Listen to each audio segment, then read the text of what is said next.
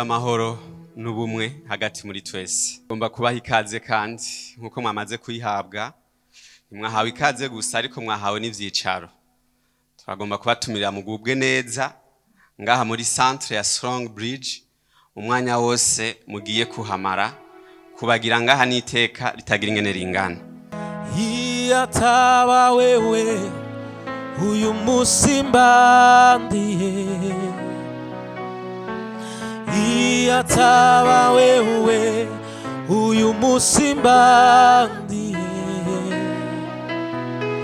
wuzuye imbabazi n'ubuntu buhebuje, wuzuye imbabazi n'ubuntu buhebuje. Iyataba wewe n'agaciro jewe nari kuba mfise, iyataba wewe Yesu n'amahirwe y'akazoza nari kuba mfise, ariko urupfu rwawe Yesu we nararonse izina risha, oh urukundo rwawe Yesu nabaye musha. Iyataba wewe n'agaciro jewe nari kuba mfise, iyataba wewe Yesu n'amahirwe y'akazoza nari kuba mfise, ariko urupfu rwawe Yesu we nararonse izina risha, oh urukundo rwawe Yesu nabaye musha. Oh, iyataba wewe uyu musi mbandiye, iyataba wewe uyu musi mbandiye, wuzuye imbabazi n'ubuntu buhebuje, wuzuye imbabazi n'ubuntu buhebuje. Satani yari yaramboshe, Yesu urambohora, urancungura kubw'ikigongwe cawe cinshi n'ubuntu bwawe bwinshi. Satani yari yaramboshe, Yesu urambohora, urancungura kubw'ikigongwe cawe cinshi n'ubuntu bwawe bwinshi. Ubu narahariwe, ubu narahariwe, ubu narahariwe, ubu narahariwe, ubu narahariwe, ubu narahariwe, ubu narahariwe, ubu narahariwe, ubu narahariwe. Iyataba wewe, iyataba wewe uyu musi mbandiye, iyataba wewe uyu musi mbandiye, wuzuye imbabazi n'ubuntu buhebuje, wuzuye imbabazi n'ubuntu buhebuje, yarandondeye asanga nanijwe n'ivyaha, anshira ku bitugu anjana mu rugo, abamarayika biwe baririmbira rwa rukundo rwiwe, y'amaraso yiwe, bwa buntu bwanzanye mu rugo, mbura uko mbivuga ntangaye, rwa rukundo rwiwe, rwa rukundo rwiwe, y'amaraso yiwe, bwa buntu bwanzanye mu rugo, mbura uko mbivuga ntangaye, yansanze nkomeretse, ansomoza umuti, aramumuriza ati humururu wanje, sinari bwumva ijwi nk'iryo ndema mu mutima gose, rwa rukundo rwiwe, y'amaraso yiwe, bwa buntu bwanzanye mu rugo, mbura uko mbivuga, mbura uko mbivuga, mbura uko mbivuga. Yesu ashimwe. Ndabaramukije mwese mu izina rya Yesu. Turashimiye Imana yataramukanije amahoro, ikadushoboza gushika hano umuntu wese nkuko yavyifuje. Turashimiye abarongoye kino kigo badutumiye, hanyuma bakumva ko uyu munsi muri programme y'umunsi dukwiye gushira mu ijambo ry'Imana. Bigaragaza ko bazi ko niyo yaturemye, ikwiye ikibanza ca mbere. Imana ibahezagire. Tudatebeje twamaze gusenga, muri uyu mwanya muto nagomba tuganire ijambo riri muri Yohana 3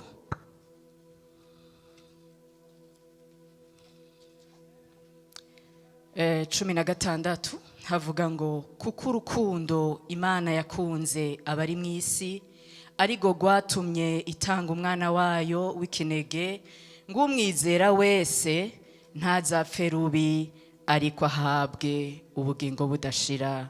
Amen.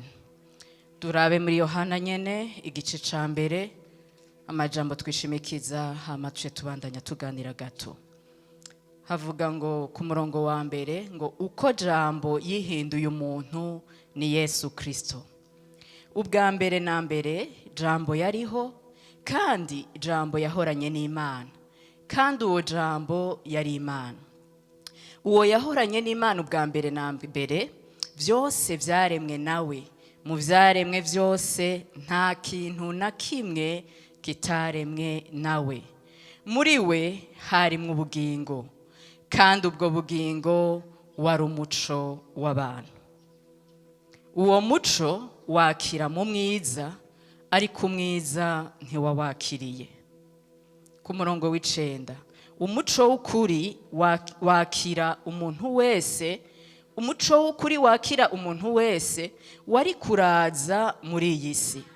Yari mu isi, yaremwe nawe, ariko isi ntiyamumenya. Yaje mu vyiwe, ariko abiwe ntibamwakiriye. Ariko abamwakiriye bose yabahaye ububasha bwo gucika abana b'Imana, nibo bizeye izina ryiwe. Amen. Naya majambo y'Imana twishimikije kugira ngo dusangire ijambo ry'Imana muri kano kanya. Jewe tuko turavugana, nitwa Dushime Gislaine, nkaba ndi umupasiteri arongoye ishengero ryitwa Alpha Naomi. Ni vyiza yuko umuntu yivuga ari imbere y'abantu. Hanyuma Imana yashize mu mutima bamaze kumbwira ko arije tuzoganira ivy'ijambo ry'Imana. Imana yashize mu mutima kuvuga ku rukundo rwayo rwatumye itanga Kristo kugira ngo atubere umuco twoye kuzimagirika muri iyi si y'umwijima. Umuntu wese ari hano atavyirengagije arazi ko atiremye. Twaremwe n'Imana. Kandi igihe cyose Imana yaturema itwiyumvira ko yatwiyumvirira kwivyiza. Ariko imaze kurema umwana w'umuntu byagiye bigaragara umuntu yama ariko araja kure yayo. Akakora ivyo Imana itaribona ko ari vyiza. Abantu bamaze kuja kure y'Imana, Imana iriyumvira ngo nofasha gute aba bantu kugira ngo dusubire tunywane, dusubire twubake ubucuti, dusubire tubumwe. Haleluya. Ico gihe isanga inyishu yotanga kwisi kugira ngo ikemure ibibazo vyose n'uyu mugabo yitwa Kristo Yesu. Haleluya. Ishiraho plan canke gahunda canke programme yo ingene Kristo aza mwisi. Turi hano muri gihe ca Pasika turiko twibuka urupfu n'ukuzuka kwa Kristo, ariko kandi yabanje kuza mwisi mbere yuko apfa akazuka agakora icamuzanye. Imana rero icenezerwa nuko isubira kugarukana amahanga kuri yo, ariko biciye mu gutanga umwami wacu Yesu Kristo. Nico gituma twasomye hariya muri Yohana 3:16 ngo kuko urukundo Imana yakunze abari mwisi arigo rwatumye itanga umwana wayo w'ikinege ngo umwizera wese ntazapfe rubi. Iyi si yuzuye abantu bumva ko badakunzwe. Bamwe bariyahuye, abandi baragize ubuzima butoroshe kubera bumvise mu gihe kanaka canke mu kindi gihe ko badakunzwe nabo bakunze canke abo babaye hafi. Bigatuma bamwe bafata ingingizi canke abandi bagafata izindi zitari nziza. Ariko hari ikintu Imana yari yarakoze kugira ngo umuntu wese yiyumve by'ukuri ko akunzwe. Yatanze umwana wayo, kandi abamwakiriye bose Bibiliya yavuze ngo yabahaye ububasha bwo gucika abana b'Imana, ngo abo nibo batavyawe n'umugabo ngo canke kwifuza kumenya ngo ko bavyawe n'Imana. Abo bantu bamwakiriye by'ukuri bari mu bantu bariko bararirimbana n'uyu muririmbyi ariko araririmba ngo yumvise amahoro atemba muri we, yumvise akunzwe, yumvise urukundo saga, yumvise atahantu handi yoronderera ibindi kuko yumvise Imana n'agakiza bimushiza ahantu by'ukuri yumva ko akunzwe kandi afise ubuzima canke ubugingo muri we. Imana ishimwe cyane. Ngaha twabonye yuko muri Yohana igice ca mbere ijambo ry'Imana bivuze ngo ubwa mbere na mbere jambo yariho, kandi ijambo ngo yahoranye n'Imana. Bariko baravuga Yesu ngo yahoranye n'Imana ubwa mbere, kandi byose vyaremwe nawe, nta kintu na kimwe cariho kitaremwe nawe. Ariko hagera igihe Imana idesida kumuduha, imukuye hataboneka imuzana mwisi haboneka. Bibiliya ivuga ngo uwo yaje ari umuco. Teme dufise muri kino gikogwa ivuga ngo de l'ombre à la lumière. Yesu ashimwe cyane. Umuco kugira uboneke nuko haboneka ikintu kizana umuco. Ngaha hari mwijoro kugira ngo hashobore kuboneka umuco nuko twatsa amatara canke ikindi kintu cyose gishobora kuzana umuco. Nta kindi kintu gishobora kuzana umuco mu buzima bw'umuntu atari Yesu Kristo. We yaremye umuntu akamenya ikibanza umuntu ashobora by'ukuri kubamwo kugira ngo abeho agenda ahabona. Bibiliya ivuze ngo naho yaje ari muco wakira mu mwiza, kuko iyo Bibiliya ivuga ngo misi yose ngo iri munsi ya ngo y'umwiza ngo ya wa mubi. Imana idufashe cyane. Ariko ngo uwo muco ucuza wakira muri uwo mwiza nyene. Ariko ngo umwiza ntiwigeze wakira. Imana idufashe cyane. Turi hano turumva amajambo y'Imana, ariko Bibiliya ivuze ngo umwiza ntiwakiriye umuco, kandi kutawakira umenga ntaco bitwaye. ariko mu kubaho k'umuntu arumva ko hariho un vide atakindi kintu na kimwe gishobora kuyikombra. Yesu adufashe cyane.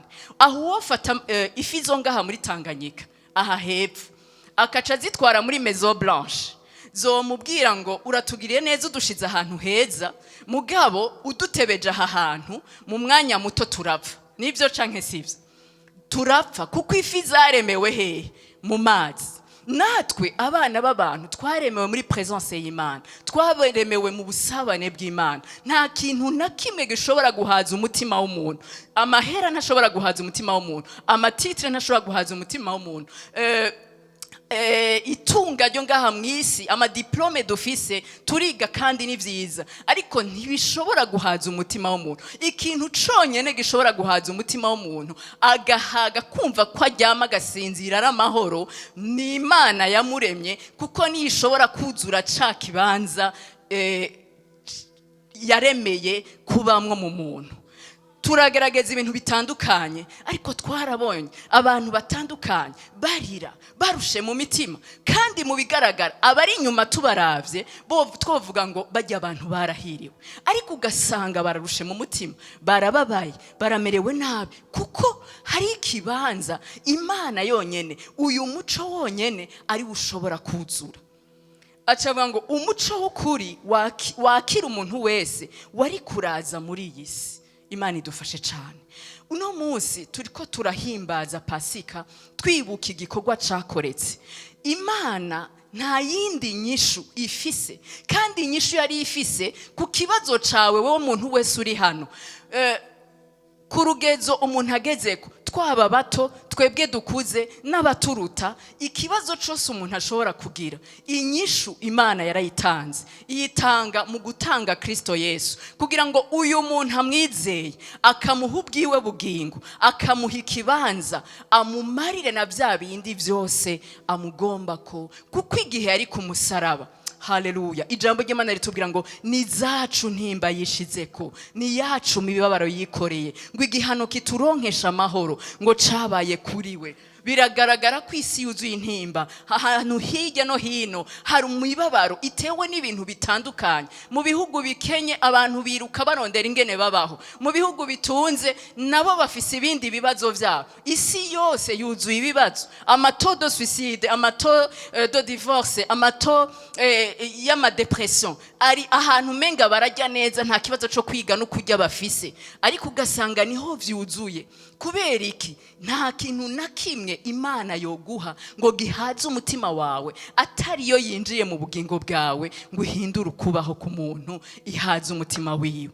Rero twebwe twese turi hano, singiye gutevya cane, ariko ndagomba kubifuriza uyu mwami yaje ari umuco kugira ngo atumurikire. Iyo ashitse mu rugo, umugabo n'umugore bashwana, babana amahoro, bagakundana, ivyabatandukanya bakabisabana kw'imbabazi, umubano ugatangura kuba mwiza, ibintu bigahinduka. Iyo aje agasanga abana batoya bariko barazimagirika mu bitagira ikimazi, araza kuzura umutima wiwe, ubuzima bwe bugatangura kugira intumbero. Iyo twumva intahe z'abantu Yesu yakozeko, ugasanga ubuzima bwabo bwaciye buhinduka, twari dukwiye gusubira kwiyumvira. Nkunda kubwira abantu, ntibujya abantu tugira amanyamatuzi biki. Nimba tutoshobora kumenya ibiba mu minota 5 iri imbere turi hano, nimba tutoshobora kumenya ibizotuba kwejo, twari dukwiye guca bugufi tugafata ubuzima bwacu tukabuha uyu muremyi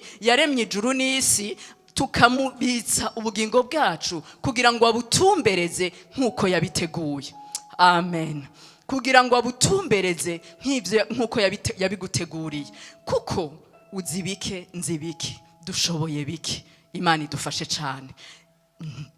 Nkunda kubwira abantu ngo ntibiva mu gushimika, ntibiva mu mwete mwinshi. Turagira umwete tugakora biriya na biriya, kandi ni vyiza. Turigisha abantu gukora, turigisha abantu kugerageza kudona le meilleur de même, gushika kure hashoboka, ni vyiza cyane. Ariko igihe cyose mushinga ntari hano, mupfasoni uri hano, mutegetsi uri hano, mwene data uri hano, rwaruka ruri hano, igihe cose mukozi w'Imana uri hano, igihe cose umuntu atazoha ikibanza Imana azokwama abona ya vide mu mutima wiwe, kuko umutima wiwe ntuzokuzura. Igishobora guhaza umutima w'umuntu ni Imana yonyene. Rero ndagomba ndangize dusenga Imana, ariko ndakwibutsa ngo Imana yaragukunze, icisanga nta kindi kintu yoguha c'agaciro ifise atari kuguha umwana wayo Yesu Kristo. Acaraza, arapfa, arazuka. Twumvise ko hariho umuntu aserukira musitanteri hano, kandi Imana imuhezagire cane. Vyoshoboka canke vyoshika ntibikabe, ariko vyoshika nk'ubu iyi commune yose ikabura amazi, ikabura amazi bigashika ugasanga yakamye hose, mugabo ugasanga biramaze umwanya. Nk'umutware yo kwiyumvira ico yokorera ikomine yiwe, akagerageza akaronka nk'ahantu akura amasiterne menshi ashobora gufasha abantu kugira ngo baronke amazi, akaca yashira kuri chef-lieu ya commune, akavuga ati abantu mutagira amazi ni muze amazi yabonetse. Hariho abovuga ngo aya mazi ari kure, ugasanga ntibagiye. Ariko utagira amazi ntuteka, utagira amazi ntiwoga, utagira amazi haba ingwara nyinshi zivuye ku bucafu n'ibindi byinshi.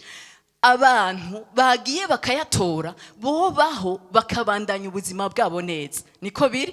Ariko abatagiye kuyatora naho amazi yari disponible bopfa bakabahamba, kandi amazi hari umuntu ya disponibility. Uko niko Imana yatoye solution mu gutanga Kristo. Abamuhaye ikibanza bazobaho, bagira ubugingo, bagira amahoro muri bike no muri byinshi Imana ishobora kubaha.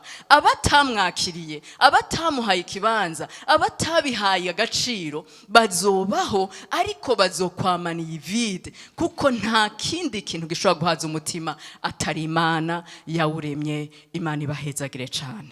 Nagomba dufatanye dusenga Imana. We uri hano wiyumvire muri kano kanya, ntituriko tubwira baba muri iki kigo gusa, ariko ndiko mbwira umuntu wese ari hano. Ni ikihe kibanza wahaye uyu muco waje kutwakira kugira ngo ntitugume mu mwiza? Iminsi yacu yo kuba mu isi ni mike, turiko turagenda twese, nta wuzi ngo iminsi yiwe ni ingana gute. Ariko iyi Imana tuzohagarara imbere yayo yaraduhaye amahirwe yo kwakira uyu mwami Yesu.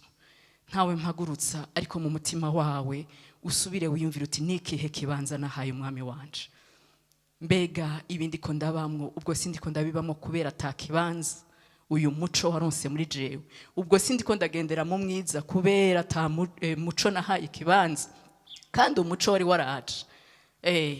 Ibi bintu mbona ntabona ingene ndabigenza, ubwo suko ntahaye ikibanza umuco, kandi umuco waratanzwe. Ucugira icubwiye Imana yawe. Imana n'urukundo, nta hantu na hamwe kure umuntu ashobora gushika ngo Imana ntimusangeho.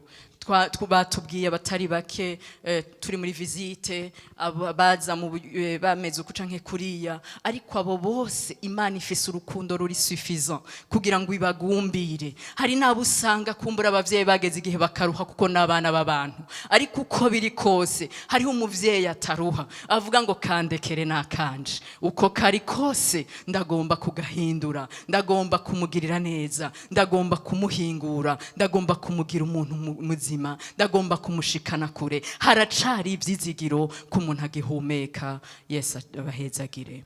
Mana Data wa twese uri mu ijuru, turi hano muri kano kanya, turagushimiye ku ijambo ryawe mwami.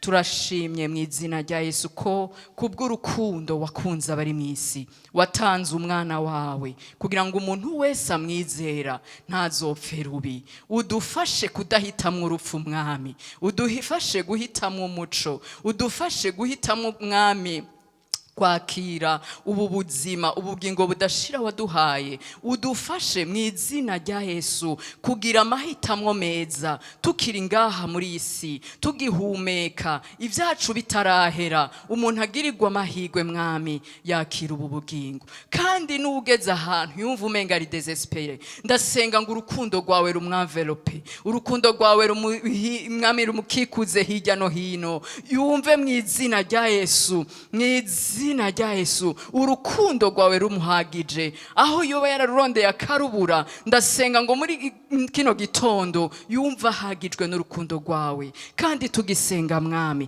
turasenge iyi centre mu izina rya Yesu turagushimiye ku muhamagaro wahaye uyirongoye ukabimushiramwo kuva kera akabikora uyu munsi bigeze aha ejo bizoba birahandi ariko turasenze mu izina rya Yesu reka ukuboko kw'inkomezi kw'Imana gukora ibidasanzwe muri kino kigo turahamagara mu izina rya Yesu uburyo bukenewe kugira ngo mwami iki gikorwa kigende neza turahamagara ubushobozi bw'Imana bubohora bukiza buhanda libre les opprimés mu izina rya Yesu bukorere muri iki kigo kugira ngo umuntu wese azoza aze yumve mu buryo buca nk'ubundi mu izina rya Yesu abaye libre yidegembya mu izina rya Yesu turagushimiye mwami turasenge ibikenewe byose abakorera muri iki kigo abitanze bose kugira ngo iki kigo kibeho turabasabiye umugisha Mana urabiyereka Mana urabahezagira Mana hezagira ibikorwa by'amaboko yabo Mana bagirire neza muri byose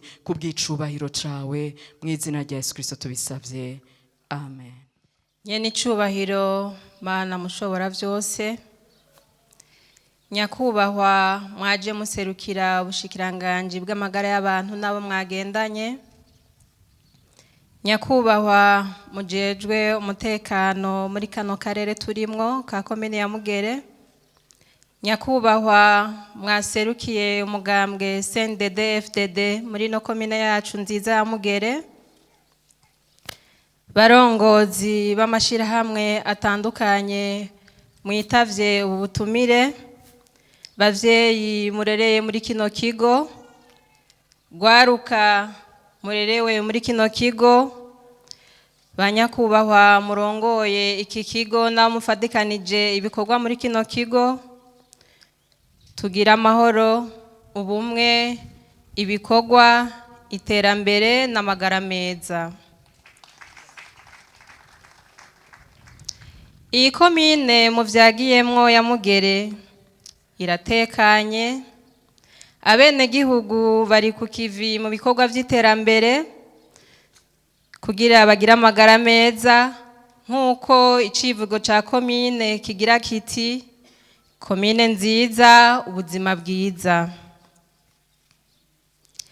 Tuboneyeho akaryo ko gutera intege ubuyobozi bwa kino kigo Strong Bridge kuko kirafasha cyane abana b'igihugu ndetse kikagarukana n'ituze mu miryango. Abenshi ndibaza bari hano baharereye barabizi ibibazo bahura navyo mu miryango iyo bazanye abana hano baraheza bakabona ihinduka.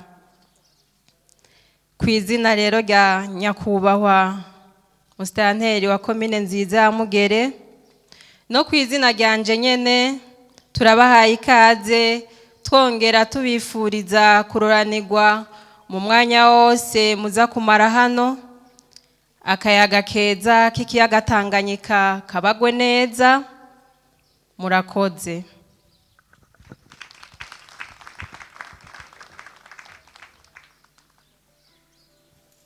Bubahwa barongozi baje baserukiye inzego zitandukanye bubahwa mwaserukiye ubushikiranganje bw'amagara y'abantu bubahwa bavyeyi bakozi ba Centre Strong Bridge bakozi b'Imana turabaramukije amahoro n'umutekano n'amagara meza na cyane cyane amagara yo mu mutwe.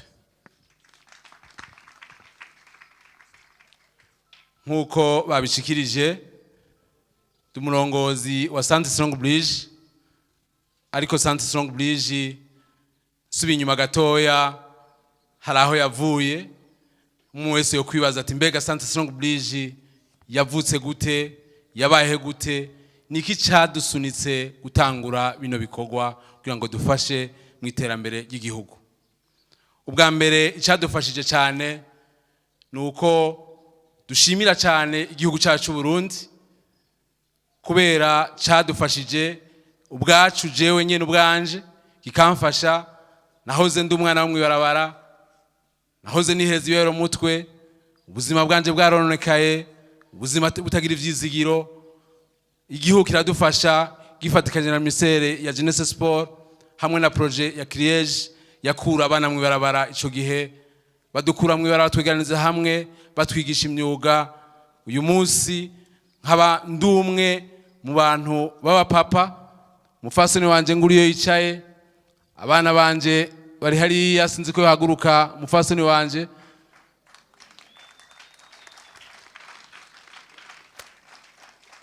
ari umwana mukuru, sinzi nabandi ko ariho bari gira abo bashaka kuba bagiye, kugira n'umuhungu mukuru.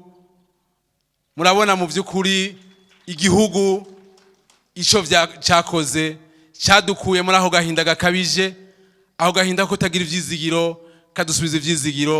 Tumaze kugira ivyizigiro twiyumviriye gufasha abandi.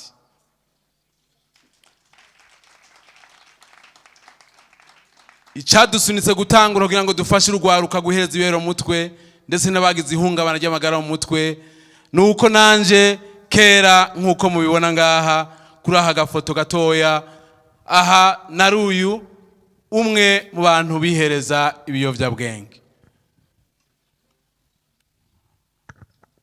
Ngira ngo murabona ko igihugu kimaze kumfasha nahavuye mvamwe umuntu. Uyu munsi ndi umukozi w'Imana mu ishengero rya Gezuzame Kinindo, aho tuvuga ubutumwa bwiza dutanga message y'ivyizigiro ngo birakunda ko umuntu yiheje ibiyovyabwenge ashobora gusubira kuba umuntu nk'abandi.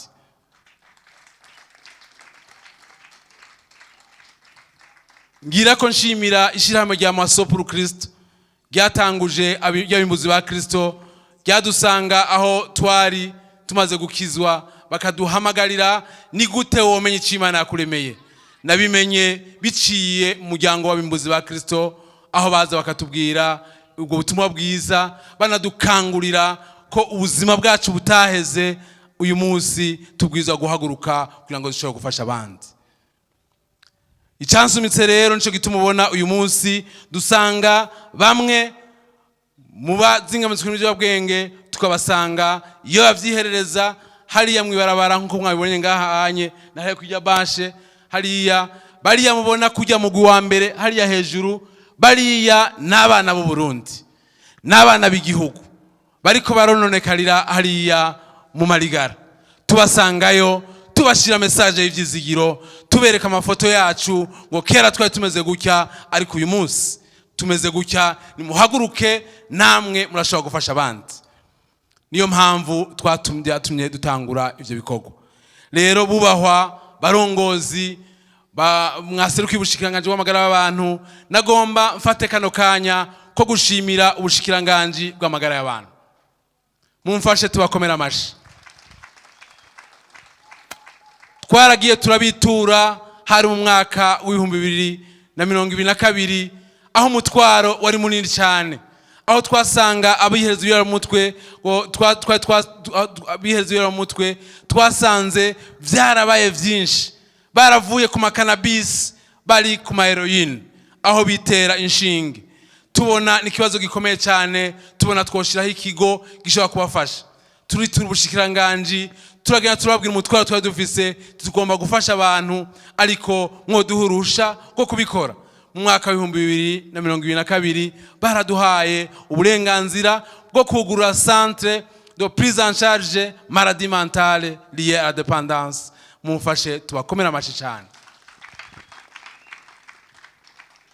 Uyu munsi Centre Strong Bridge dufatiye muri uyu mwaka uyonyene, uyu mwaka w'2025 twarafashije abana bashika 883.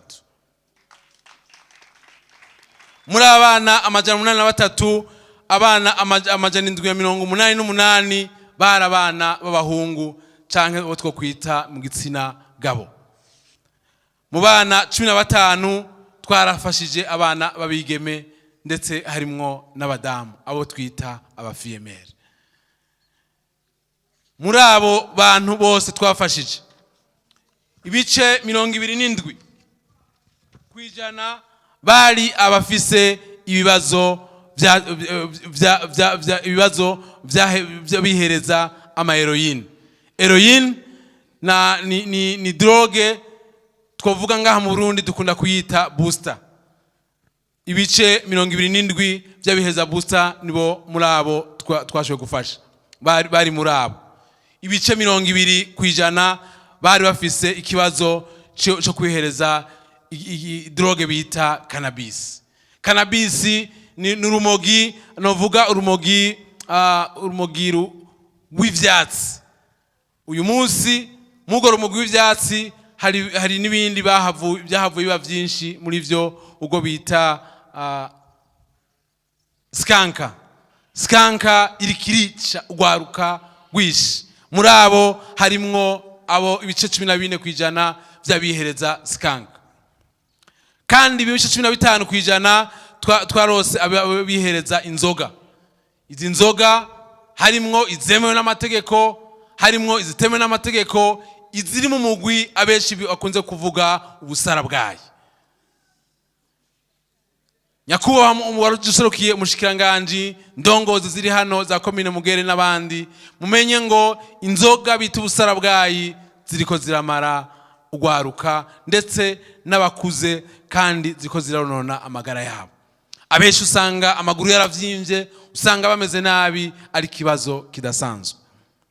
Muri abo ibice 10 kwijana barabafise muri abo nkuko twabivuze mu ntango centre de prise en charge maladie mentale ya dépendance, nukuvuga yuko turavura ingwara zo mu mutwe zivuye kuko kwihereza ibiyayura mutwe. Muri abo rero harimwo abari baramaze kugira ingwara bita bipolaire n'abashika ibice 10 kwijana muri abo twakiriye. Ibice 8 kwijana baje bafise ama depression. Depression nibaza ko aragahinda gakabije sinzi nka bizi cyane mbwa nibaza ko aragahinda gakabije. Bari bagize ama depression. Muri abo kandi ibice 15 bari bafise ivyo bita schizophrenie. Abo bose ni zanzoga, ni ya cannabis, ni gwarumogi, ni ya heroine. Umaze kuvyiheza cyane haragera igihe amagara yawe mu mutwe agahungabana. Biri mu vyatumye rero dushobora kubandanya tuko turafasha no gwaruka. Ariko ikindi kibabaje cyane muri abo bana twakiriye ibice 75 kwijana n'abana babaye imfuvyi abavyeyi bakiriho. Sinzi ko ibintu mu bitahura. Abana benshi barabaye imfuvyi abavyeyi bakiriho. Ivyo biba byagizwe n'umugwi w'abaganga n'abapsikologe uko babashize hamwe bumva mu byukuri ibibazo mbega abana uko mu byo dutreta turamenya ngo mbega uyu muntu yihereje ibiyobyabwenge kubera iki, hari impamvu cause icyatumye avyihereza bigatuma agira n'amagara mu mutwe niki. Rero benshi twasanze ari ico kibazo aho mu byukuri ugwaruka abavyeyi benshi turiruka inyuma y'amafaranga, turiruka inyuma n'ubuzima, tugasanga umwanya w'abana twawutakaje, tugasanga ndufise umwanya w'abana. Namye ndabwira abo dukorana ati mu munsi dufise iminota 1044. Miyo minota 1044 biratunanira ko dutanga iminota 44 kugira ngo tuyihe abana bacu, kugira ngo tumenye ngo mbega umwana wanje yiriwe gute, agendana nabandi, kwishure ni bande bagendana, mu kibano ni bande, hama tumenye tubagarure hakiri kare. Impanuro twotanga kugwaruka, bana bacu turabakunda kandi turabafise ku mutima. Ibiyero mutwe ntibibaha ubuzima, birabubambura, biratuma mutakaza amashuri, mutakaza imiryango yanyu, mutakaza ejo hanyu heza. Rero twagomba kubaha impanuro mu mwanya muke abavyeyi bafise nk'uko isi kiragenda. Reka twumve ku buzima bwacu, ubuzima bwanyu ari mu mufise mu kiganza. Mubwirizwa guhagurukira ubuzima bwanyu kugira ngo mufate ingendo nziza. Twagomba kubasaba dushimitse ndongozi, mwaje muserukira komine yacu nziza ya Mugere, mutubwirire abarongozi baduhe ikibanza cyo gukoreramwo. Turazi yuko hari amatere ya leta ngaha muri komine yacu, ntituzokwirwa turabitwara ahandi kuko turifuza ko tuzobitwara ahandi mu gihugu, mugahambere twagwiza kubishira mu ntara yacu nziza ya Bujumbura. Centre Strong Bridge ntidufasha gusa kuvura, turigisha n'imyuga itandukanye. Nkuko mwavyiboneye, umurongozi asanzwe aserukira abaganga cyangwa umuvuzi hano mu Strong Bridge yabagiye imbere arabereka ibikorwa dukora mu gufasha abantu. Turigisha imyuga yo gushona. Abiga imyuga yo gushona nagomba ndabasabe nimba bari ngaha muri kino kibanza baze bahagarare hano. Nibaza ko bari hano bahaguruke baze abiga imyuga yo gushona mubabone. Si ivyo samajambo gusa kugira ngo mushobore kubabona. Abiga umwuga wo kumwa no gusokoza na pedicure manicure no kugira amaswendo visage, abo turacatunganya neza kuko turacakeneye ibikoresho. Ari naco gituma dusaba amashirahamwe twabonye hano muri kino kibanza, hariho support intoya tuba dukeneye nk'ama mashini yo gushona, amashini yo kumwa. Ivyo murashobora kubiturosa kuko dushobora gufasha ugwaruka rwacu. Turigisha informatique turayigisha hano. Twagomba dusabe nabiga informatique ko boza nabo baje muri kino kibanza. Ndazi nabo barahari kandi bariko barafashwa. Nibegerane ngaha. Turashima Imana ko n'umwuga wo gucapa ngaha watanguye.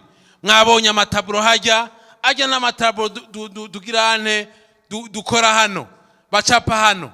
Wewe waje hano ukagura taburo hajya cyangwa ukagura gasakoshi hajya, uzobushigikira bano bana kugira ngo bashobore kubandanya bariko barakora.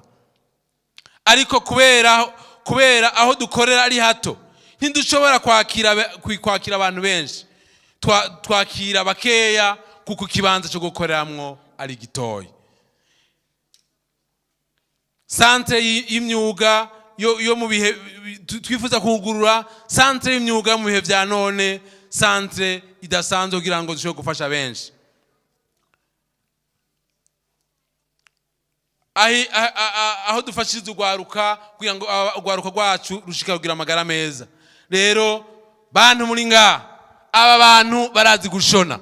Izi mpuzu bambaye nagomba ndababwire ngo nizo bishoneye. Mumfashe tubakomera amashi. Uyu numwe mubahoze hano, yafashijwe hano, arataha yakize, abaganga bamucuye, ariko kubera yatangwe kwiga umwuga yabandanije aza kwiga. Kandi amakuru dufise y'abavyeyi biwe kuko dusubandanya tukuronka amakuru atandukanye, ameze neza. Abo bigana barabizi ko ari umuntu adasanzwe ariko ariteza imbere. Abakiri hano bariko bakora ibidasanzwe, bariko bakora ibikomeye kuko ibi navyo biri muri terapi nk'abapsikologe. Iyo mvugo ndiko ndavuga barayitahura, bituma amagara yabo yo mu mutwe asubira kumera neza, asubira kuba bameze neza. Mumfashe musubire mu kibanza. Aba biga informatique, uyu n'umwigisha wabo, uyu unye yafashijwe muri kino kigo Strong Bridge. Numwana w'imfuvyi yakuze atabavyeyi nkuko muza kumva mu ntara, ariko ikigo kiramufasha guhera hasi gushika aho duheza. Turabona yuko abaganga bavuga ati twamwevariro, twabonye ko yakize kandi arashobora gutaha. Ariko aranjikira mu biro n'amarira menshi, ambwira ati papa, none noca nja hehe? Simfise yonje kandi nari narize amashuri ariko simzi ngene no bigenza. ndamubaza nti none urashobora gusubira mu ishure none? Atego cyane, ndashaka gusubira mu ishure. Yari yarize imanite yayihejeje, twaciye tumushubiza muri kaminuza. Uyu munsi ari mu mwaka wa 3 wa kaminuza, ari mu stage, kandi ni nawe yigisha informatique hano muri Centre Strong Bridge. Rero ivyo dukora turabizi, kandi ivyo dukora twigisha bano bantu kuko dufise vision ivuga ngo kubona Burundi butagira mu biyero mu mutwe, kubona un monde sans drogue. Tufata ngo uyu ni namwigisha akabiheba, nawe agende yigisha umwe gusa, nawe abiheba mwizizinziye ko makabihebe nkuko nigishijwe jewe nkabiheba, nabo bazofasha benshi bashoboka bacafisha umwanya kubafasha. Nizo ndoto mfise, ndafise indoto kubona Uburundi bwacu butazamwe amaheroine, butazamwe ibiyovyabwenge biva mu makungu kubera badafise inzira canke babizibiye cyane, ariko kubera batagifise isoko yavyo hano mu gihugu cyacu Burundi. Tugiye guhagarika isoko yavyo biciye mu gufasha abavyihereza babihebe, hama baje gusambura amarigara yo mu kibano kugira ngo bishobore gukunda, dushobore kubona Uburundi butagira mu yero mutwe, dushobore kubona igipolisi kiruhuka, ico kibazo cyaravuye mu nzira. Ndafise indoto kuzoyibonesha amaso yanje. Mwicara.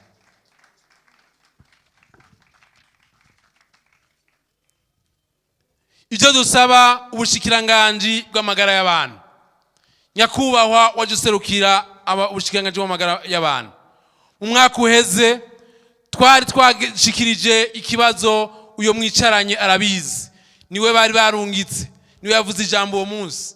Twari twashikirije ikibazo ko dufise ikibazo hano chama overdose ariko araba mu kibano hariya, barabiza aho dufasha, baritera inshinge tugasanga bagize ama overdose mwibarabara, baradutabaza mwijoro tukabura ingene tubashikira kubera tangendeshwa dufise irya bita Rusehabaniha.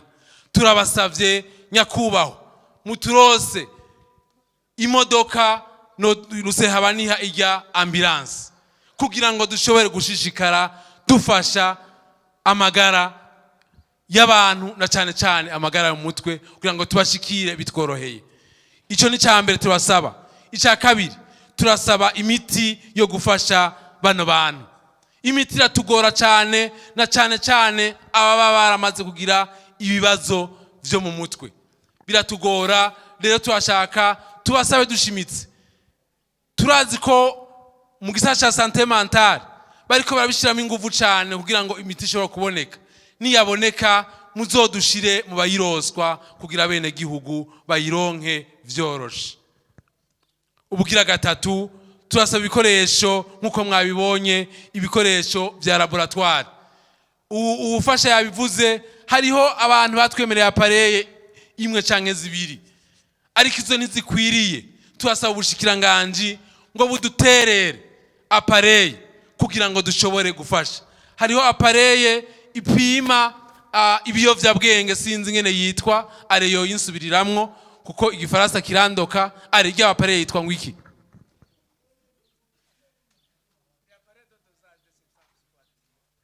Yayumvise nyakubahwa uwaserukiye umushikiranganji w'amagara y'abantu. Iyo apareye nyakubahwa turayikeneye muri kino kibanza. Turakeneye gupima mbega umuntu yanyoye ibiyayiro mutwe bingana gute, turakeneye kubimenya. Naho dusanzwe dufise ibipimo dupimisha, ngira yabibabwiye bakiza turabapima. Ivyo dukoresha ama test drugs, ama test drugs arapima amadroga ashika 10, ariko turakeneye kumenya mbega nubuhe buremezi bingana. Rero turayisavye muze mutuvugire no ku mashiramwe mva makungu. Twabonye abaserukiye Tarse hano ari basanzwe bayoboye uyu munsi projet nabacu iri kirafasha mu gisata cha santé mentale. Uyu munsi turabasavye ntituribo muri programme, ariko muze muturosa ama appareil, nimwarosa ama centre yandi muze muduhe ama appareil, hama nimwagira inyigisho zitandukanye muze dumutumire abakozi bacu kugira ngo bakabura ubumenyi bafise bongereze kubwo bafise kugira ngo dushishikare dufasha bano bantu mu buryo bwiza. Ubwa kane turakeneye ibikoresho vy'imyuga. Ikinda kirabisha ku mashirahamwe nabonye hano. Twabonye ishirahamwe ryo ni Memiza. Twabonye ishirahamwe Memiza, Psychologue Sans Vacances n'andi mashirahamwe twabonye hano yaserukiye abandi hano. Iki kibazo mukidufashe. Memiza ni yaduha imashini zibiri zo gushona. Nibaduha itondezi, nibaduha ibitambara, nibaduha amatoms, ndagomba ndababwire tuzofasha abana mu buryo butangaje. Turafise umutima wo kubafasha. Ari ibikoresho ntavyo dufise. Ntwaronka vyinshi zofasha benshi. Ndangiza ivyo dufasha kwa muganga, ivyo dufasha kwa muganga byacu nibi. Rero tushaka gushimira abavyeyi abatwitavye bose, ubushikiranganje bw'amagara y'abantu n'abandi bose baje hano. Mumfashe tubakomera amashi. Sinorangiza ntashimiye abashigikiye kino gikorwa cuno munsi kugira ngo ishobore kuba. Turabona abaserukiye Hep Channel barashigikiye kino gikorwa. Turabona abatars, turabona n'abandi batandukanye, Moisson pour Christ n'abandi benshi, abavyeyi bitanze, abantu bose bashize mu kuboko gutandukanye kugira kino gikorwa cuno munsi kibe. Turabashimiye kandi mumfashe tubakomera amashi. Turashimiye imbuga hwaniro. Aba bantu n'abantu bakomeye cyane kuko iyi nkuru tuko turavuga uyu munsi iza kurara isakaye isi yose, iza kurara ishantu hose. Rero turabashimiye. Ndangiza ndabashimira cyane, nshimira bubahwa hano, nshimira chef de quartier cyane wa hano iwacu. Mumfashe tumuhamashimeje cyane uyu mu chef de quartier wacu hamwe n'utwara umugambwe ngaha n'abantu badufasha cyane. Iyo tubikoze ko baza bariruka. Ubushize arabizi, namwikoze ko tuko turafasha umuntu yagize ibibazo byo mu mutwe, abagize ibisazi vyenyuje, kuya twakira abantu nko mwavyumvise, harimo abavyeyi baraza, indongozi zikatuvuga ngo turabibonye ko mwakiriye, niyagira ikibazo tuzobivuga. Rero baratwitaba kenshi, dukorana neza mu bikorwa bitandukanye, by'iterambere bitandukanye, kandi ndabasezeranira ko tugiye kuzokorana birushirije, ko zigiye kuzokorana kandi cyane. Nibaduha iryo tongo tuko turasaba, twasavye attestation de vacances d'hôtel, twarayisavye muri commune yacu nziza ya Mugere. Nibavyiga n'abajejwe inama mpanuzi wa jambo ya commune bazodushire mu bari priorité, baturose iyo attestation de vacances d'hôtel, dushikira ubushikiranganje butanga amatongo. Turizigira ko bazoduha ikibanza tukubakwamwo centre ikomeye, kandi centre cyo gufasha abantu benshi ngaha mu gihugu cy'u Burundi ndetse na region yacu, kuko turitugwa n'abakongomani ndetse n'abavuye atandukanye. Murakoze. Imana yo mwijuru ibahezagire. Mumbabare ku mwanya nabatwaye, ariko nagomba ndabashimira cyane vyimva mutima, kandi ndabasaba ngo mwikomera amashi, kandi nandi ndabakomera amashi. Imana mwijuru ibahezagire. Murakoze cyane kumpa kanya. Reka dushime Imana nkuko twatanguye dukengurukira Imana, kuko ariyo yabikoze kugira ngo dushobore kuba turi ngaha. Nyakubahwa waserukiye mustanteri wa commune yacu turimo Mugere, nyakubahwa userukira ikigo centre Strong Bridge imbere y'amategeko, bese mukaba mwariyumviriye kuba mwaragishinze ngaha anye. Muganga userukira umugambi w'igihugu ujejwe kwitaho na cyane cyane indwara ziziziwe. Banyakubahwa mwaserukiye amashirahamwe atandukanye ngaha anye. Bubahwa abakozi b'Imana, mwebwe mwese murangurira imirimo ngaha mwese, bubaho mwese bashinga naye bafasoni rwaruka. Tugira amahoro n'amagara meza kuri twese. Fashe kano kanya ku izina ry'umushikiranganje w'amagara y'abantu no ku izina ryanje nyene, turi n'umunezero wo gufata kano kanya kugira ngo duhimbaze uyu munsi novuga wo kwerekana ibikorwa bisanzwe birangurirwa muri iyi centre Strong Bridge ingaha inyabugete aho basanzwe bafasha mu kuvura indwara zo mu mutwe zivuye na cyane cyane ku kwizigirwa kw'ibiyayura mutwe.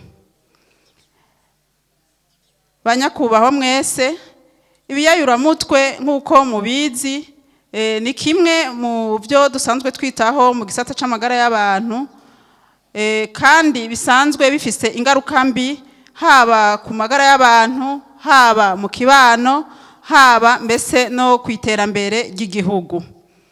Icigwa cakozwe hamwe na programme nabacu bafashijwe na Giriyuja na cyane cyane basanzwe bafashwa na Direction de Coopération de Développement Suisse, murambabarira kuko bisanzwe mu Kifaransa mugandagerageza kubivuga mu Kirundi, hamwe n'ubushikiranganje bwa kera bwari busanzwe gufatana mu nda ku bana bari hagati y'imyaka 19 na 24 basanze kuri ico cigwa abasanzwe bafata ibiyayura mutwe bose hamwe bafashe basanze 60% arabafashe ivyo biyayura mutwe. Muri abo 85 nabasanzwe bafata ivyo biyayura mutwe batigeze baja kwishuri. Murumva ko ari benshi. 65 nabo nabahejeje kwiga bakiga amashure amwe twitwa primaire gushika umwaka wa 6. 24% nabo nabashoboye kwiga bagaheza fondamental, hanyuma 9% nabashoboye guheza poste fondamental. Murumva yuko ubwo gwaruka atari rukeya cyane turavye ivyo dushitegerezwa kugira na cyane cyane kwiterambere ry'igihugu. Abo bantu bose twatakaje kubera ibiyayura mutwe. Uyu munsi rero novuga ko ari umunsi ku gihugu cyacu naha mu gihugu cyacu wo kwihimiriza no kwigisha na cyane cyane no kugira ikiganiro duhereye kwiteme bavuga ati ikiyayura mutwe mbega twocirinda ikiyayura mutwe kivuye ku kufata ibiyayura mutwe twocirinda gute. Novuga rero ko kenshi ibi biyayura mutwe tuango twasanze tutafata neza yuko ari ikintu gifasha donc ari ikintu gitera izo ngwara zivuye ku biyayura mutwe. Kenshi imiryango yaba aho tubaye canke ku magara y'abantu ntitwabifashe nk'uko ari ingorane, ariko uyu munsi turabona ko ari ingorane ku gihugu cacu, tukabona ko ari ingorane aho mu miryango iwacu, tukabona ko ari ingorane ku basanzwe mu kibano aho abantu basanzwe bafata icyo kiyayura mutwe. Rero gufata cyane ibiyayura mutwe yaba inzoga canke kujya kwitera ingwara ni kimwe mu bisanzwe bituma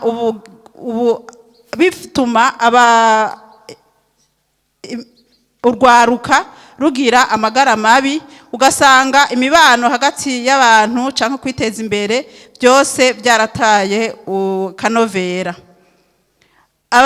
Urwaruka rwinshi rwarataye amashure bivuye kw'ivyo biyayura mutwe, mbese bamwe baranagwara mu mutwe. Aha rero novuga yuko turi ngaha nkuko twiyangaja nka guverinoma y'u Burundi kugira ngo dufashe ivyo biyayura mutwe, dufashe iyo ngwara ivuye ku biyayura mutwe, twihe ihangiro ryo kubita tubigwanye twishinze imizi. Nagomba rero nshimire mwebwe mwese, yaba abajejwe intwaro muri ngaha anye, yaba abasanzwe bafasha kuvura, abo basanzwe bafasha na cyane cyane abapsikologe bose, hamwe n'iyi centre Strong Bridge yashize hamwe kugira ngo ifashanye n'ubushikiranganje bw'amagara y'abantu kugira ngo tugwanye uko bishoboka ico kiyarura mutwe, tongere tugwanye izo ngwara zo mu mutwe bivuye ku kiyayura mutwe. Nkuko bagiye barabishikiriza, iyi centre rero si yo gufasha gusa kuvura, ariko ni centre y'umwizero.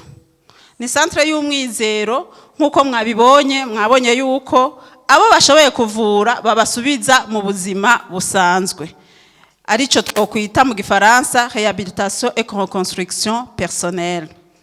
Iyi centre rero nkuko bayise strong bridge, nibe koko inguvu zayo zihagarare kuri ico kintu kugira ngo turabe yuko twotandukana n'izi ngwara zo mu mutwe zivuye ku kiyayura mutwe.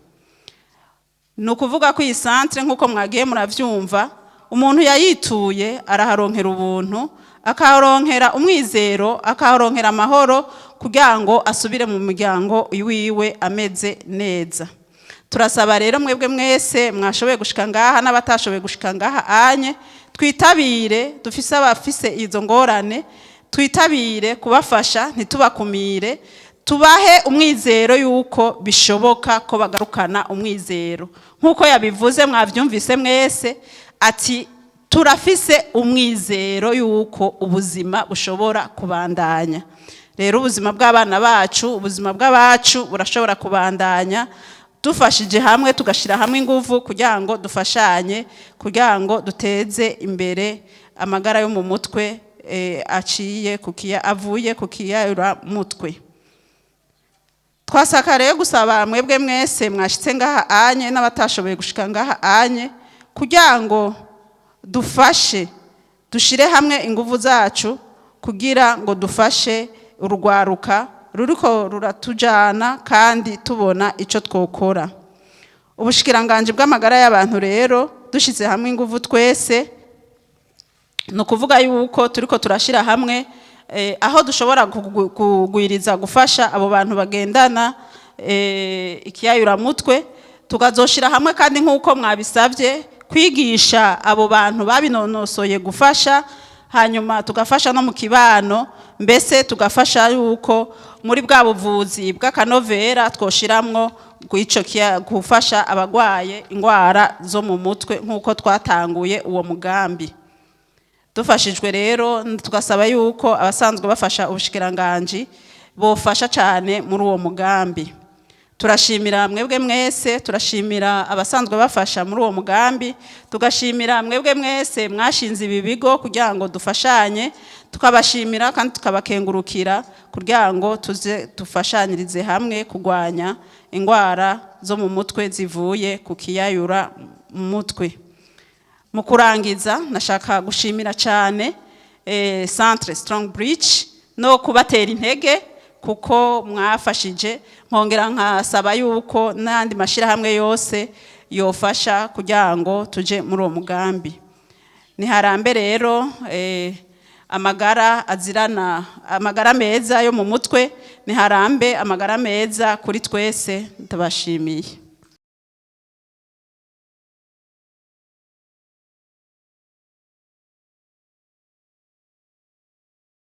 Nabise umwana arerewe ngaha, petit frère wanje yaje turushe mu muryango, naye ndushe ku buryo byari bigoye, nirukanga kurondera ubuzima, ubundi nawe acaca ishena akagenda.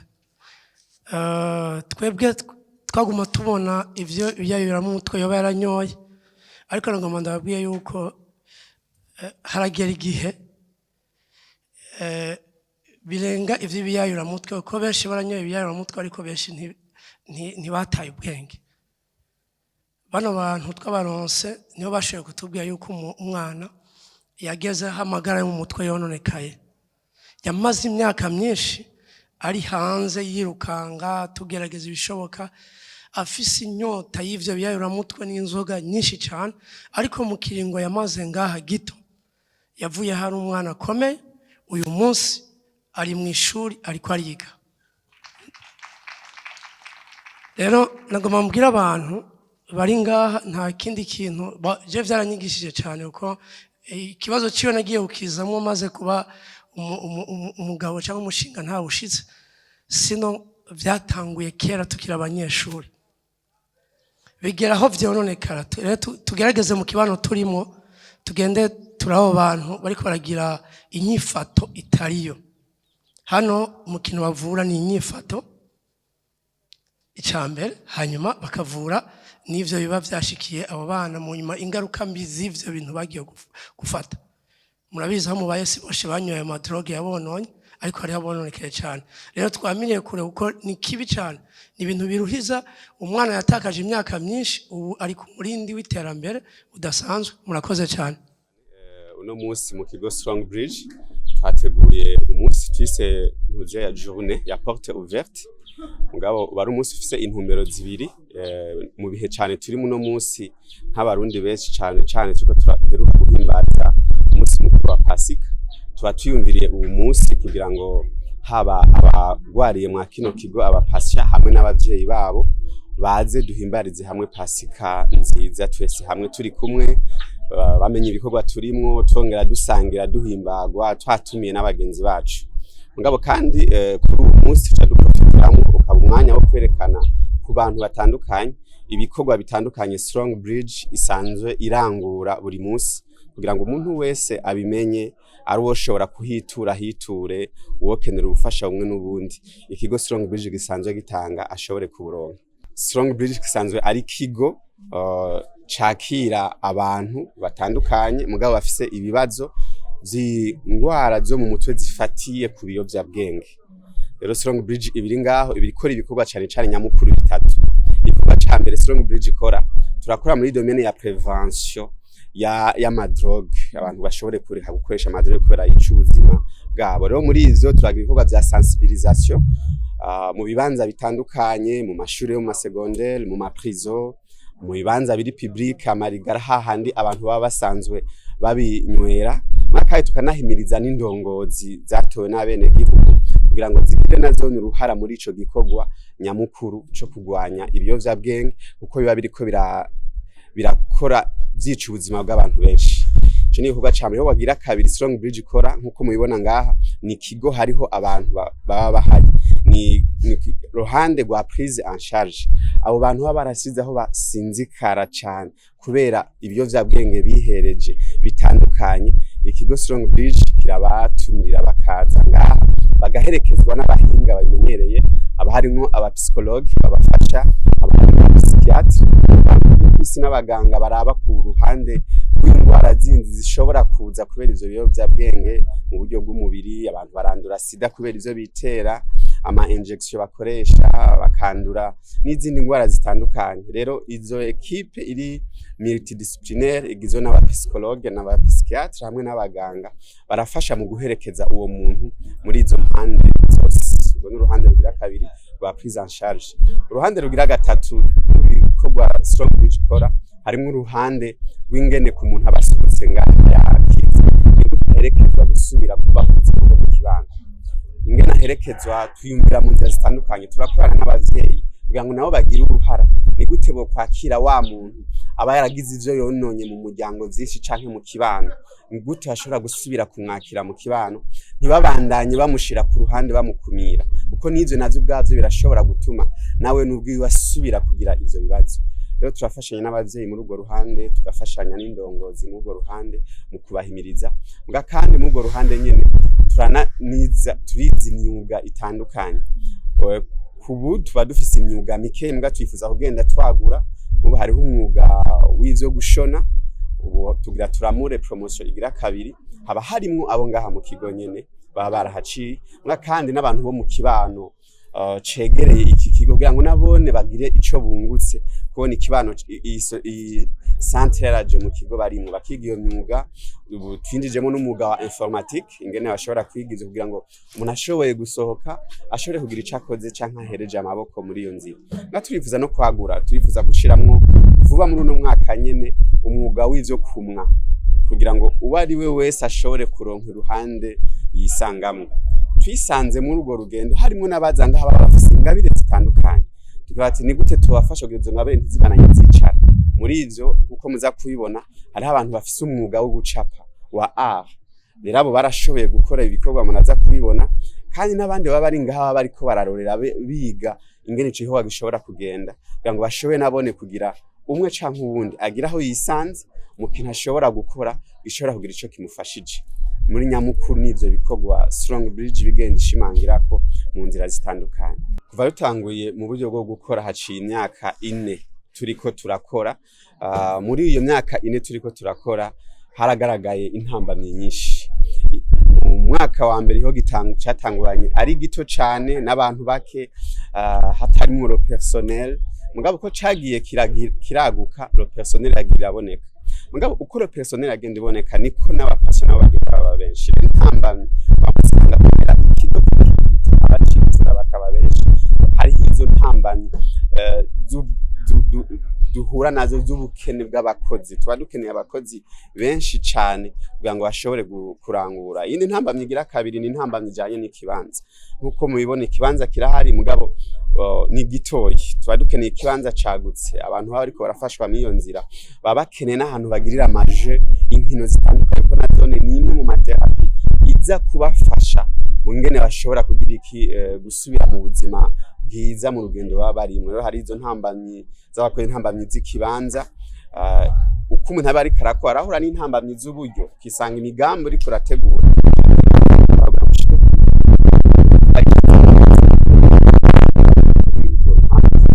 twifuza cane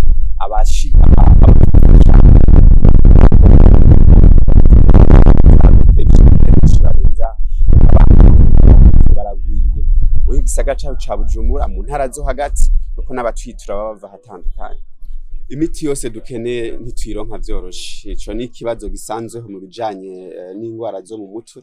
Hariho imiti iboneka mugabo kandi hariho n'imiti itaboneka. Ariho ku bantu tuba turi muri uru ruhande tuba dusaba leta kubandanye yugurura imiryango irondera n'iyo miti ishobora gufasha cane, kuko hariho abandi usanga mu bindi bihugu biba biteye imbere gose za Buraya aba bagwaye ingwara nkizi, hariho imiti bashobora kuronga sanga barashoboye kubandanya n'ibikorwa vya misi yose, ntibajyanye muhira canke ngo baje mwibarabara biruke nk'abasazi. Mu myaka ine tumaze dukora, mu bintu vya mbere twishimira nuko turafise intahe z'abantu baje ngaha bashoboye gukira.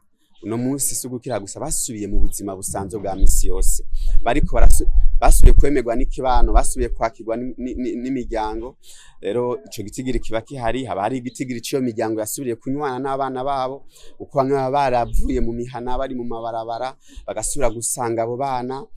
Kandi n'ikindi kigira kabiri ni ukubona turiko turashiraho ikijanye n'icimyuga kugira ngo gifashe abo bantu ico bashobora gukora.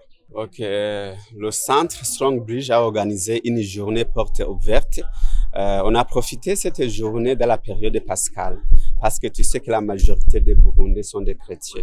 On a profité de cette opportunité pour organiser cette fête, pour être ensemble avec les patients, mais aussi avec les parents des patients qui sont traités ici dans le centre, pour qu'on puisse fêter ensemble la fête de Pâques pour tous les chrétiens, mais aussi pour ceux qui n'ont pas de chrétiens, sont invités. Cette journée de porte ouverte a comme objectif, premièrement, la fête de Pascal ensemble, mais aussi, deuxièmement, pour montrer à la communauté les différentes activités ou bien les différents objectifs du centre Strong Bridge, comment le centre Strong Bridge est en train de servir la communauté, spécifiquement pour ceux qui ont des maladies mentales. Le centre Strong Bridge a comme objectif d'aider ceux qui ont des maladies mentales, spécifiquement les maladies mentales en provenance de la dépendance des drogues. Le centre Strong Bridge a différents objectifs ou bien différentes activités que le centre exerce ici à Nyabugete. Premièrement, nous travaillons dans le domaine de la prévention contre l'usage des drogues. Dans ce domaine, on fait des activités de sensibilisation dans les prisons, dans les écoles secondaires, dans les marchés, ou bien on organise des manifestations pour montrer à tout le monde que les drogues ont des impacts qui détruisent la vie de la personne qui est accro à ces drogues. Deuxièmement, nous travaillons aussi dans le domaine de la prise en charge. Dans le domaine de la prise en charge, on a une équipe ici au centre. Une équipe composée, multidisciplinaire, composée par des psychologues, par des psychiatres, mais aussi par des médecins qui traitent le domaine somatique. Dans ce côté, quand un patient vient ici au centre, on essaie de prendre en charge ce patient dans ce domaine. Chacun travaille dans le côté qui le concerne. Les psychologues, les psychiatres, mais aussi les médecins qui travaillent de leur manière. Mais troisièmement, on travaille aussi dans le domaine de la réinsertion. On pense que la majorité prend des drogues parce qu'ils n'ont pas des activités. On essaie de créer des métiers pour former ces patients qui sont dans le processus de guérison, pour avoir ce qu'ils peuvent faire, comment ils peuvent apprendre les métiers. Pour le moment, on a le métier de couture, mais aussi le métier d'informatique, là où on les apprend comment utiliser la machine, pour qu'après le centre, ils peuvent travailler quelque part ou bien monter leur propre business. Oui, l'Église a un rôle crucial dans tous les domaines de la vie du pays. Quand il est de ce côté des gens qui prennent de la drogue, l'Église est impliquée à servir la communauté là où elle se trouve. Et ces jeunes sont issus de la communauté, de la société. L'Église est appelée à aller les évangéliser, les comprendre, les accompagner, ne pas les stigmatiser, les encourager dans les différents programmes. Mais aussi l'Église, nous appelons aussi l'Église à venir nous soutenir dans ce travail, nous soutenir dans de différentes manières.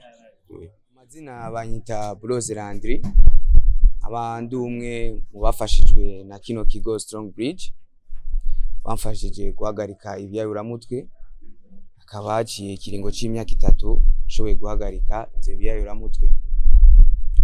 Rero je kugira mbanze kunywa ibyayuramutwe, ibintu vyanshikiye ngeze imyaka y'ubuyabaga, kugira bishike nuko jewe nagize ikibazo kuva nkiri mutonya, sinashoboye kumenya abavyeyi banje. Muvyeyi umwe sinamumenye, undi nawe aza kwitaba Imana nkiri muto cane.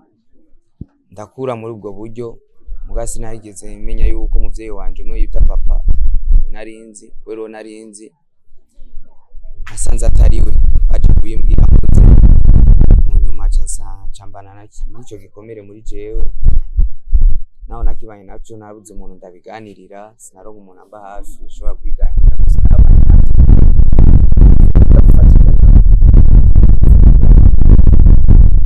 ndabifata cyangwa mu mutego wabyo nabyo agira aho bura n'uburyo nobivamo byabiyayuramutwe, kuko nasanze nguye mu wundi mutego. Ntashoboye kugira amahirwe ndiga mfashijwe n'umuryango, ariko sinashoboye kuyarangiza kubera ikibazo nari mfise cyo kwizizirwa kubiyayuramutwe. Narayahagaritse cegeraho ndaja no mwibarabara, byanka yuko nshobora guhagarika ivyo biyayuramutwe. Niho nashoboye guhura n'umuvyeyi ariwe murongozi wa kino kigo bita Ciza Viateur. Nasanze aho narindi mwibarabara, aramfata ukuboko amwiganira histoire yanje uko imeze, aranyemeza yuko byose bishobora gusubira mu murongo kandi akangarura icyizere muri jewe. Nanje ndamufata ukuboko turajana, nuko kucanzana muri kino kigo Strong Bridge, aramfasha kandi by'ukuri ndashima cyane gose kuko naje ukuntu bigeze ngaha sico kimwe. Kumfasha nafashijwe n'abaganga, psychologue, nafashijwe n'abapsychiatre, bagiye baramerekeza muri urwo rugendo rwose ko gukira kwanje. Muvyeyi ni yabegaritse ngaho kuko nari narahagaritse ishure, nari yagarikije mu kabiri wa university, yaransubije ku ishuri, subiza ku ishuri kwiga, ndiga kwizana kino gihe narahejeje. Ubu narinje mu biringo byo gukora stage, narinje mu biringo byo gukora stage vuba ndabandanya. Ariho twaruguriye imyuga informatique hano, kuko nanje nasanzwe niga ivyo nyene bya informatique, nacenze aho gufasha abandi bafite ico kibazo cyo kwizizirwa kw'ibiyayuramutwe. Ndi ngaha kugira ndabafashe bafate urwo rugendo, nanje nafashe kugira dufashanye muguki. Ntabishima cyane, cavuga ati reka mfasha abandi nabo bashoboye kugira ico bamenye muri ivyo byose. Ego gusa kuno mwanya ndi ngaha ndiko ndafasha, kandi ndashimira cyane ikigo Strong Bridge, nkashimira cyane umuvyeyi wacu Ciza Viateur ashoboye kunkura muri iryo barabara, ndamushimira cyane gose.